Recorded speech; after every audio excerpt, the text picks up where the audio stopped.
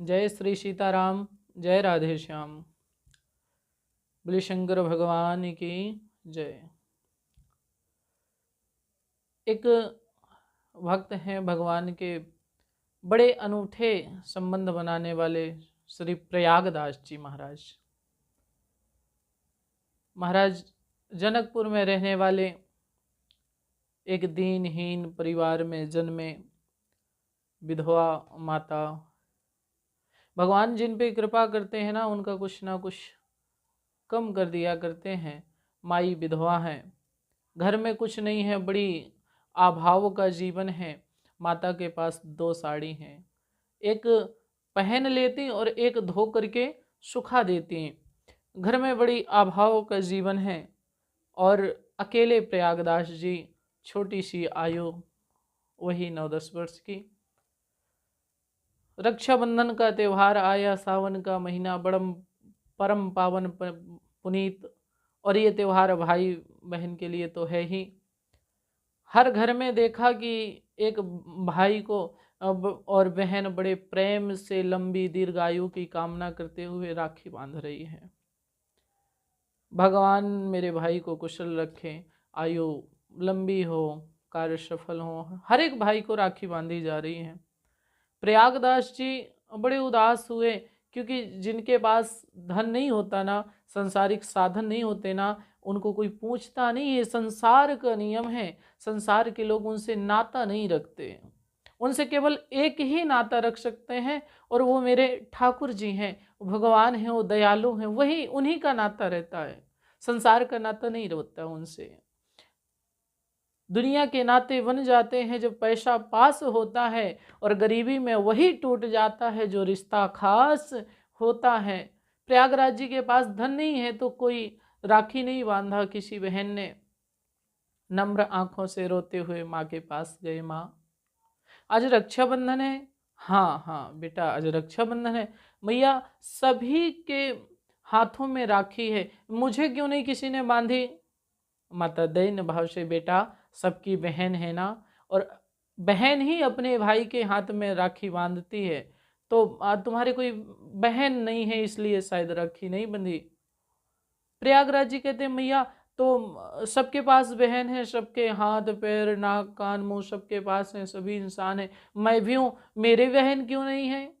प्रयागराज जी इस बात को स्वीकार करने पे नहीं तैयार हैं कि मेरे बहन नहीं है। मैया, मेरी बहन कहाँ है, कैसी होंगी बताओ? बार बार जिद करने लगे। और 4 हट होती है ना, बाल हट, राज हट, स्त्री हट और सन्यासी हट। बाल हट, मैया बड़ी परेशान, बेटा ये ऐसा है वैसा है। नहीं माँ, मुझे दुनिया का नियम मत बतलाओ, बताओ आप तो मेरी बहन कहाँ हैं? रक्षाबंधन के दिन जो प्रेम होता है भाई बहन का, वो किसी अन्य दिन तो हो ही नहीं सकता। माँ बड़े दैन्य भाव से समझ गई, बालक है, समझेगा नहीं, मानेगा नहीं। बेटा तेरी एक बहन है। प्रयागराज जी प्रसन्न हुए। अच्छा अच्छा मैया, मेरी बहनें कहाँ हैं? मैया कहती हैं, देख तेरी बहन है और यही थी जनकपुर में, अब शादी हो गई है, वर्तमान में ससुराल उनकी अयोध्या है। अच्छा, तो माँ आपने मुझे बताया नहीं, आज तक मेरे हाथ में राखी नहीं बंधी। मैं तो राखी बनवाऊंगा बहन का। और मेरे जीजा जी का, बहनोई का नाम क्या है? बोले उनका नाम है राम। अच्छा, तो मैया बहन का नाम? बोले सीता, जानकी। हाँ, बात समझ में आ गई। हाँ, जानकी जी मेरी बहन है। अच्छा अच्छा, तो अब प्रयागराज जी ने संकल्प कर लिया, मैया मैं तो आज ही जाऊंगा, रक्षाबंधन का त्यौहार है, मैं तो राखी बंधवाऊंगा। मैया बोली, नहीं नहीं बेटा, अभी मत जाओ, अभी तुम छोटे हो ना, थोड़े बड़े हो जाना फिर चलना, मैं खुद चलूंगी तुम्हारे साथ, तुमको वहां बहन के हाथ से राखी बंधवा दूंगी। प्रयागराज जी बोले, नहीं मैया, त्योहार तो अभी है, राखी तो सबके हाथ में अभी बंधी है, और जब मेरी बहन है तो मुझे भी राखी बंधवाना है, और मैया अभी बंधवाना है। मैया ने समझा बुझा करके शांत किया। प्रयागदास जी महाराज रात्रि में सो गए माँ के पास में। परंतु क्या करें, जानते हैं जिस भक्त को भगवान से मिलने की चाह उठ जाती है ना, वो फिर संसार उसको अच्छा नहीं लगता, सो नहीं पाता, जाग नहीं पाता, संसार में रमण नहीं करता। बस मन एक ही बात कहता है, प्रभु से मिलो, उनके दर्शन करो। प्रयागदास जी महाराज भी बस किसी प्रकार से जाना है और मैया तो जाने देंगी नहीं। विचार बनाया क्या करूं, रात्रि भर नींद नहीं आई, प्रातः काल उठे तो विचार बना लिए कि है ही कितना दूर, 10 साल का अबोध बालक सोचा होगा कि ज़्यादा से ज़्यादा अयोध्या होगी, सुबह चलूंगा शाम के पहुंच जाऊंगा। प्रयागदास जी बोले चलता हूँ, माँ को पता भी नहीं चलेगा और तब तक मैं लौट करके आ जाऊंगा। प्रयागदास जी ने सोचा परंतु घर में कुछ है नहीं, बहन राखी बांधेगी, कुछ ना कुछ देना चाहिए।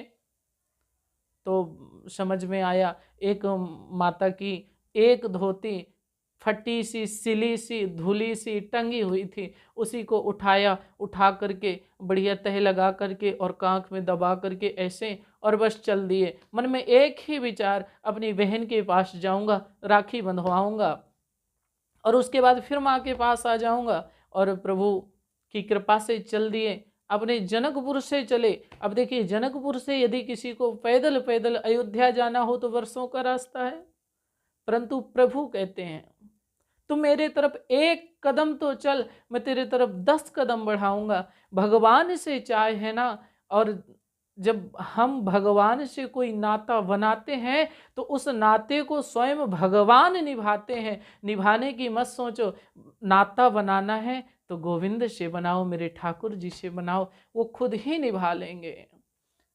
प्रयागदास जी चले। अब पैदल पैदल चलते चलते बहुत समय हो गया, दिन निकल आया, सुबह 4 बजे के चले, उजेला हो गया, बहुत धूप हो गई।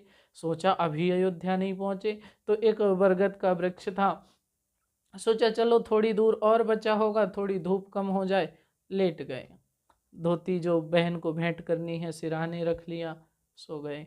सो गए और भगवान की ऐसी कृपा की, जैसे सुदामा जी सोए थे और सीधे द्वारिका में जगे, ऐसे ही प्रयागदास जी भी सोए तो जनकपुर की सीमा में, परंतु जब जगे तो सीधे मैया सरयू के तट पर जागे। सरयू मैया के तट पे, वहाँ अनेक संत महात्माओं के आश्रम देखा। अरे कहाँ पहुँच गए। हाँ, पूछा महात्मा जी से, महाराज जी प्रणाम, ये कौन सी जगह है? बोले ये सरयू का किनारा। बोले अच्छा अच्छा, जगह कौन सी? बोले अयोध्या। प्रयागराज जी ताली बजाए, लो पहुँच गए। हमने तो पहले ही कहा था माँ से कि अयोध्या हो गई कितना दूर, सुबह चलूंगा, शाम तक राखी बंधवा करके वापस घर आ जाऊंगा। प्रयागदास जी बोले बड़ी कृपा है, देखो तुरंत पहुंच गए। मैया खामखा परेशान हो रही थी, जाने नहीं दे रही थी। अब आए, अब पूछना प्रारंभ किया। बोले महाराज जी अच्छा एक बात बतलाइए, यहाँ पे मेरी बहन सीता जानकी का घर कहाँ पे है, मकान कहाँ पे है? जानकी जी का? अच्छा अच्छा भैया, जानकी जी का तो मंदिर है कनक भवन। बोले नहीं नहीं, मंदिर नहीं, कोई भगवान थोड़ी ना है, मेरी बहन है और बहन का तो मकान ही होता है, मंदिर थोड़ा ही होता है। बोले महाराज मेरी बहन है, उनका मकान बतला दीजिए। बोले नहीं भैया, उनका मंदिर है, कनक भवन है। बोले अच्छा ये बताइए आपकी बहनोई का नाम क्या है? बोले राम। बोले हाँ, कनक भवन है। प्रयागदास जी के बात समझ में नहीं आई, बोले ये जानते ही नहीं है, चलो ठीक है किसी दूसरे से पूछते हैं। अब सरयू के तट पे कौन रहे, जाकर के संत महात्मा दूसरे महात्मा जी से पूछे। महात्मा जी बोले भैया मकान नहीं है, आपकी बहन का मकान नहीं है, मंदिर है, मंदिर में चले जाओ।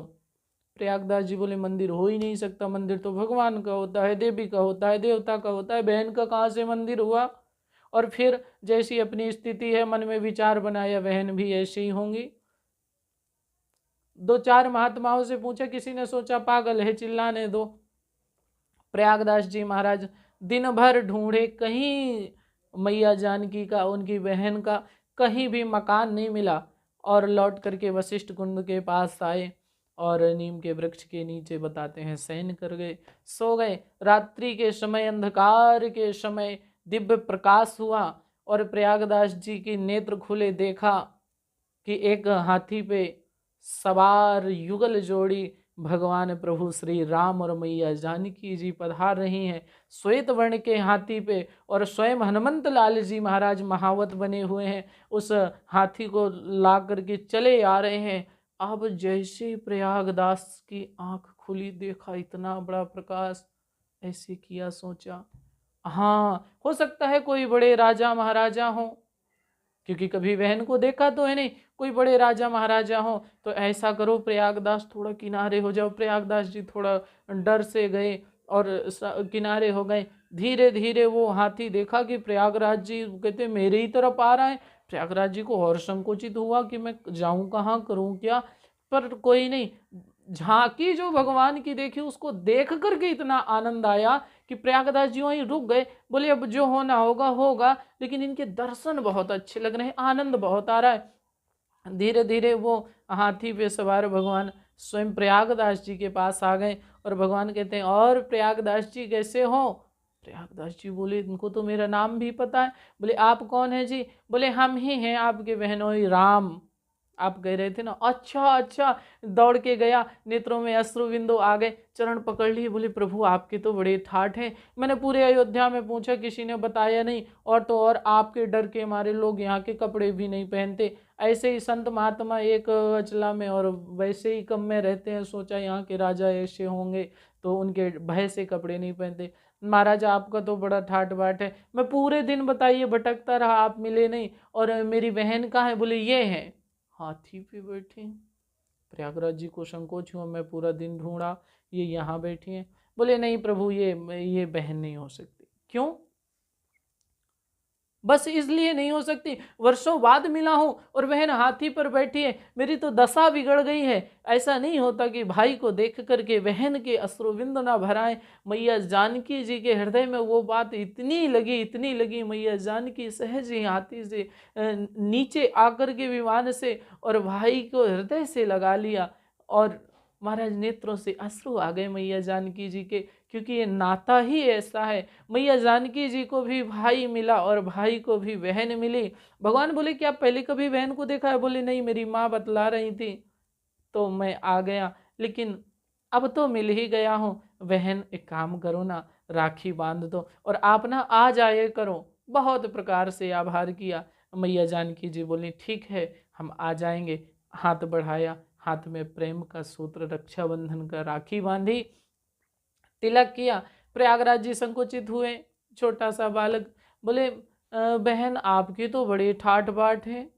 अच्छा एक काम करो, ये कुछ आपको भेंट लाया हूँ। वही टूटी फटी सी सिली सी साड़ी धुली एकदम मैया जानकी जी को अर्पण करने लगी। मैया जानकी जी थोड़ा सा संकुचित हुई। बोले बेटा भैया एक काम करो ना, ये जो साड़ी आप लाए हो ना, ये मेरी माँ की है और माँ के पास दो ही साड़ी हैं, एक तो वो पहन लेती हैं और एक धुल के सुखा देती हैं। एक काम करना, ये साड़ी मेरी माँ को दे देना और बतला देना कि तुम्हारी बेटी जानकी सकुशल है और उनके पास खूब आभूषण खूब वस्त्र हैं, और मैया को जरूर दे देना, उनको इसकी विशेष आवश्यकता है।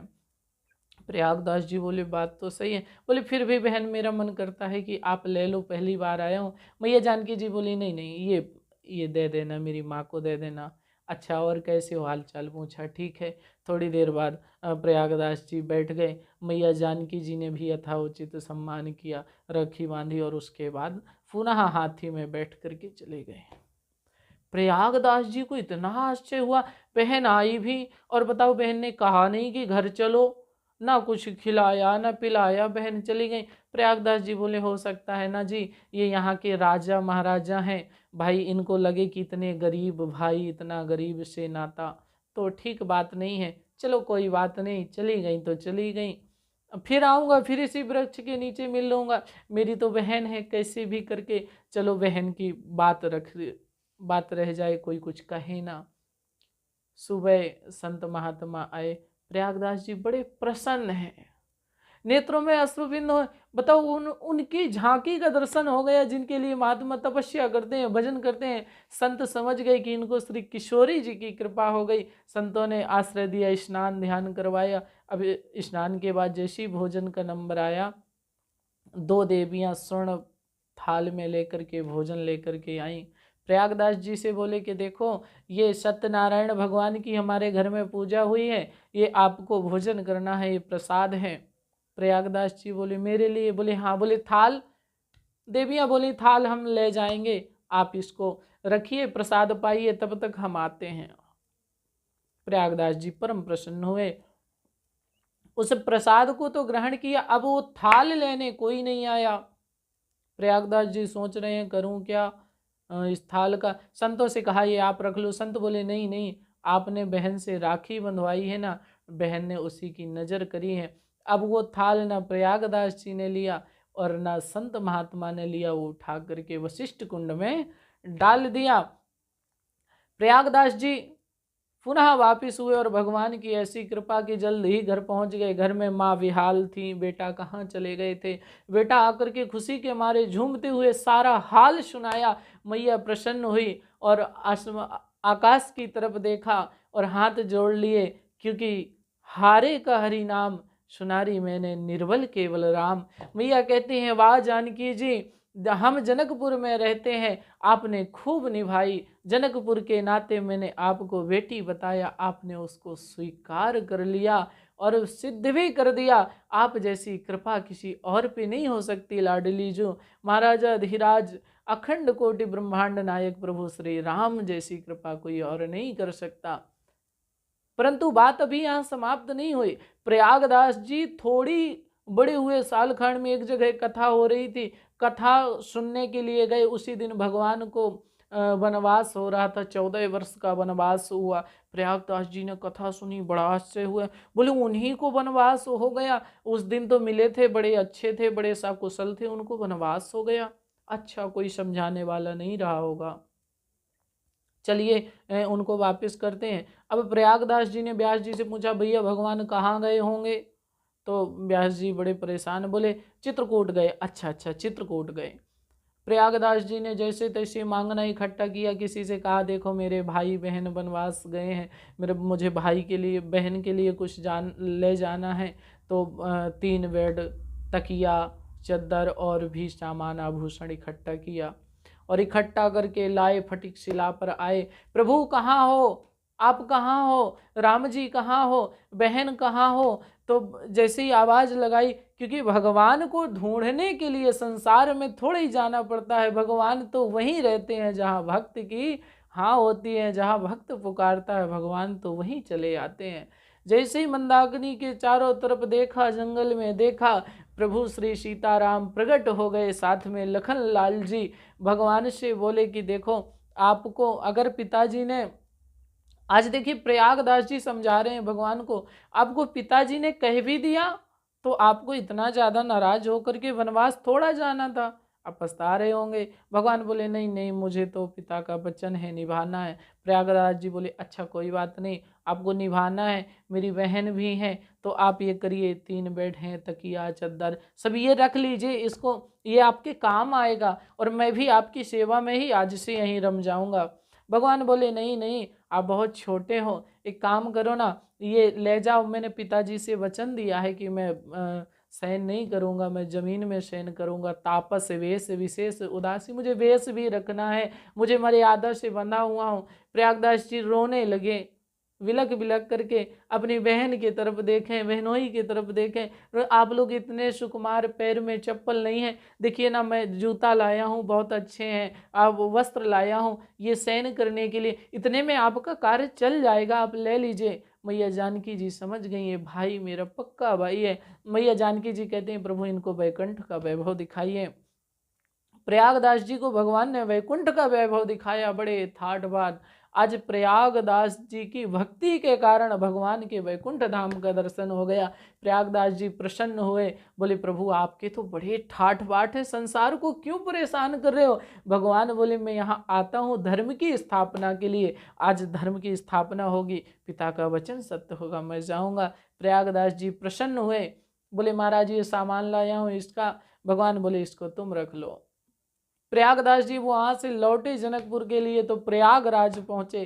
कुंभ का महीना था, कुंभ का मेला था, मेले में नहीं गए, नीम के वृक्ष के नीचे लेट गए, अपना वही बेड लगा लिया, तकिया लगा ली और एक घड़ा छोटा सा रख लिया, उसको करवा कहते हैं, करवा रख लिया जल भर करके और बस लेटे। मेरे तो आधारविंद राघव के चरणारविंद, लेटे हैं ठाट बाट से, सूट बूट सब सामान रखा है, राजसी सब वस्त्र आभूषण पहने हैं। कुछ लोग आए, बोले भैया कुंभ के मेले में क्यों नहीं गए। प्रयागदास जी उठे, मुझे कौन? बोले मेले में क्यों नहीं गए, यहाँ क्यों लेटे? प्रयागदास जी बोले देखो मेला में तो झमेला है और मेरे तो आधार है मेरे ठाकुर जी, तो मेरे कोई कहीं भी जाए मुझे मेले से क्या, मैं तो ठाकुर जी का हूँ, बस मैं तो यहीं लेटूंगा। बोले आप कैसे महात्मा हो, क्यों? बोले सूट बूट पलंग में लेटे हो और कह रहे हो मैं तो यहीं लेटूंगा। पलंग में कोई लेटता है, ऐसी ऐसी सिद्धि करते हैं? बोले सुनिए ना, हम कोई महात्मा थोड़ी हैं। बोले क्या है? बोले देखिए, मैं श्री महाराजा धीराज अखिल कोटि ब्रह्मांड नायक श्री राघव जी का साला हूँ, इसीलिए मेरे ये ठाठ वाठ है। आज जब प्रयागदास जी ने परिचय दिया, लाखों लोगों को, असंतों को आनंद आ गया, वाह इनको भगवान की कृपा हो गई। कहने का तात्पर्य, भगवान से नाता कोई भी बनाओ, भगवान निभाएंगे, आपको निभाने की आवश्यकता नहीं। और संसार वालों से नाता बनाओगे ना तो निभाते निभाते परेशान हो जाओगे। आप कब सही थे ये कोई मायने नहीं रखता, ये कोई ध्यान नहीं रखेगा, लेकिन आप कब गलत हैं, आपने गलती कहाँ पर करी, संसार इस बात को हमेशा याद रखेगा। संसार आपकी कमियां देखता है और भगवान कमी नहीं, भगवान भाव देखते हैं। जैसे प्रयागदास जी की भक्ति के कारण भगवान ने कृपा करी, आप सभी हम लोग भी भगवान की भक्ति करें, भगवान से नाता बनाएं, संसार के चक्कर में ना पड़ें, तो भगवान जरूर कृपा करेंगे, जरूर मिलेंगे। जय श्री राधे।